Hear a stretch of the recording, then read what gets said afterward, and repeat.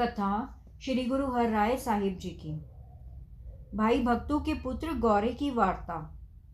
गुरु जी का आना सुनकर भाई भक्तू के पुत्र गौरे ने, जो इस समय बठिंडे का राजा था, एक अच्छा घोड़ा और 500 रुपया गुरु जी की भेंट करके माथा टेका। इस समय गुरु जी ने भाई गौरे को पूछा कि जिस लड़की से भाई भक्तू जी अपनी मृत्यु से पहले वचन के द्वारा ही अपना विवाह कर गए थे, उसका क्या हाल है। भाई गौरे ने कहा कि महाराज, वह हमारी धर्म की माता खुश है। भाई गौरे की यह बात सुनकर गुरु जी के चोरी बरदार भाई जस्से ने हंसी में कहा कि वह स्त्री तो अभी जवान है, आप उसका मेरे साथ विवाह कर दो।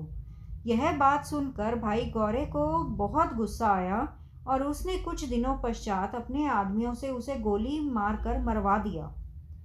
जब इस बात का गुरु जी को पता चला तो आपने गौरे को बहुत श्राप दिए और कहा कि यह हमें मुंह ना दिखाए और ना ही इसकी हमारे पास सिफारिश करे। गुरु जी की नाराज़गी का जब गौरे को पता चला तो उसने गुरु जी की नाराज़गी से डर कर प्रण लिया कि जब तक गुरु जी को खुश करके मैं यह श्राप न बख्शवाऊंगा, तब तक मैं घर नहीं जाऊंगा। यह निश्चय करके गौरा अपनी सेना सहित गुरु जी के पीछे लग गया और रात दिन भूल बख्शवाने के लिए अपने मन में आराधना करने लगा। जब गुरु जी कीरतपुर वापस चले गए तो गौरा भी कीरतपुर से बाहर आवास करके 6 महीने के लिए बैठा रहा। एक दिन जब गुरु जी अपने परिवार सहित कीरतपुर से सतलुज नदी के साथ साथ चले आ रहे थे, गुरु जी घोड़े पर सवार थे। पीछे आपके डोलियों में कुछ योद्धा भी साथ थे। सबसे पीछे गौरा अपने 300 शूरवीरों के साथ चल पड़ा। उधर से अचानक ही लाहौर से एक नवाब कुछ सवार लेकर दिल्ली को जा रहा था। उसने सतलुज नदी पार करते समय जब डोले पर सामान जाता देखकर पूछा कि यह कौन जा रहा है, तो एक सिख ने बताया कि यह गुरु हरराय जी के घर डोलियों पर सामान जा रहा है। मुस्लिम उमराव ने अपने आदमियों को कहा कि यह सब कुछ लूट लो, कोई चीज़ आगे न जाए। इस घटना के समय गुरु साहिब जी तो बहुत आगे जा रहे थे, परंतु गौरा जो पीछे पीछे आ रहा था, उसने जब देखा कि तुर्क सेना के आदमी गुरु का सामान लूटने के लिए आगे आए हैं, वह अपने योद्धाओं को लेकर उन पर टूट पड़ा और सबको मार कर भगा दिया। गुरु जी का सामान सही सलामत ले आया। इस सारी बात का जब गुरु जी को पता चला तो आपने भाई गौरे को बुलाकर उस पर बहुत खुशी प्रकट की और उसकी भूल को बख्शकर आज्ञा दी कि अब तुम अपनी राजधानी बठिंडे जाकर अपने राज्य का सुख भोगोगे। गुरु घर की तुम पर बहुत खुशी है। सिक्की का जहाज फूटना। एक दिन गुरुजी जब सिखों से बाबा गुरदित्ता जी के सामने वाले स्थान के दर्शन करने के लिए पहाड़ी पर गए, वहां काफ़ी समय खड़े होकर एक और देखते रहे। जब बहुत समय बीत गया तो सिखों ने पूछा कि महाराज, आप इधर क्या देख रहे हो। तब आपने कहा, भाई श्री गुरु नानक देव जी ने जो जहाज़ इस संसार के उद्धार के लिए तैयार किया था, वह भंवर में पड़कर टुकड़े टुकड़े हो गया है।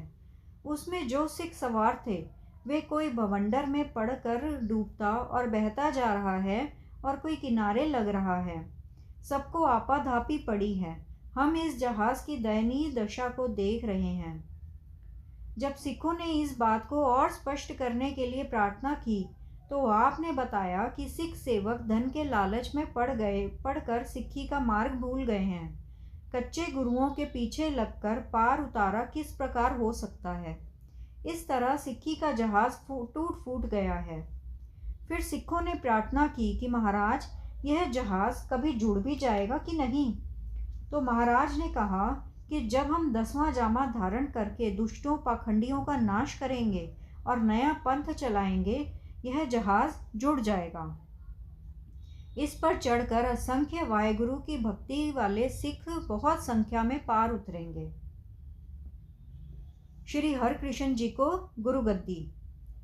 कीरतपुर में गुरु जी के 2 समय दीवान लगते थे।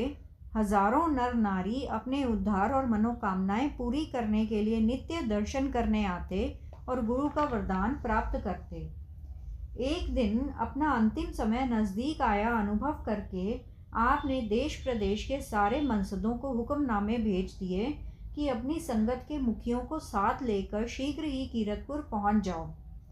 इस तरह जब सब सिख सेवक और सोडी, बेदी, भल्ले, त्रिहण, गुरु, अंश और संत महंत सभी वहां पहुंचे और आप जी ने दीवान लगाकर सबको बताया कि अपना अंतिम समय समझकर गुरु गद्दी का तिलक अपने छोटे सुपुत्र श्री हरकृष्ण जी को देने का निर्णय किया है। तदुपरांत गुरु जी ने श्री हरकृष्ण जी को सामने बिठाकर उनकी 3 परिक्रमा की और 5 पैसे और नारियल आगे रखकर नमस्कार कर दिया और वचन किया कि आज से हमने इसको गुरुगद्दी दे दी है। आपने इनको हमारा रूप ही समझकर मानना और उनकी आज्ञा में रहना है। गुरु जी का यह हुक्म सुनकर सारी संगत ने भेंट अर्पण की और नमस्कार करके श्री हरकृष्ण जी को गुरु स्वीकार कर लिया। श्री गुरु हर राय जी का ज्योति ज्योत समाना। दूसरे दिन गुरु जी अपने आसन पर चौकड़ी मारकर बैठ गए और अपने श्रद्धानंद स्वरूप में वृत्ति जोड़कर शरीर को त्याग कर सचखंड में जा बिराजे। आप जी के पंच तत्व के शरीर को चंदन की चिता तैयार करके गुरु हरगोबिंद जी के द्वारा निर्मित पातालपुरी के स्थान के पास अग्नि भेंट कर दिया गया। यह प्रसंग श्री गुरु हर राय जी का यहीं पर समाप्त होता है। सतनाम सतनाम सतनाम जी, वाहे गुरु जी। सतनाम सतनाम सतनाम जी, वाहे गुरु जी। वाहे गुरु तेरा शुक्र है, शुक्र है, शुक्र है तेरा दात्या, तेरा शुक्र है।